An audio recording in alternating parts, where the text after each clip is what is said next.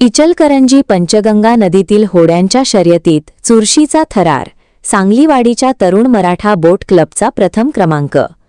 स्वातंत्र्य दिनाचे औचित्य साधून श्री पंचगंगा वरदविनायक भक्तमंडळ व बोट क्लबच्या वतीने पंचगंगा नदीत पारंपरिक होड्यांची भव्य शर्यत उत्साहात पार पडली।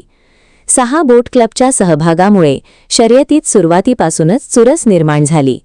नदीच्या प्रवाहाला छेद देत वेगाने धावणाऱ्या होड्या, स्पर्धकांचा जोश आणि प्रेक्षकांचा जल्लोष यामुळे नदी किनारा दुमदुमून गेला। श्री वरदविनायक मंदिर परिसरात झालेल्या स्पर्धेचा शुभारंभ माजी आमदार सुरेशराव हाळवणकर, रवींद्र माने, तानाजी पोवार, प्रमोद बचाटे, सचिन माळी, राहुल जाणवेकर, संग्राम स्वामी, हनुमंत वाळवेकर आदी मान्यवरांच्या उपस्थितीत झाला। सन 1970 पासून सुरू असलेली ही पारंपरिक जलक्रीडा यंदाही मोठ्या उत्साहात पार पडली। तरुण मराठा बोट क्लब सांगलीवाडीने प्रथम क्रमांक पटकावत 21,001 रुपये व शील्ड मिळविले। युवा शक्ती बोट क्लब कवठेसार द्वितीय, डिग्रज बोट क्लब तृतीय तर वरदविनायक बोट क्लब इचलकरंजी चतुर्थ ठरला।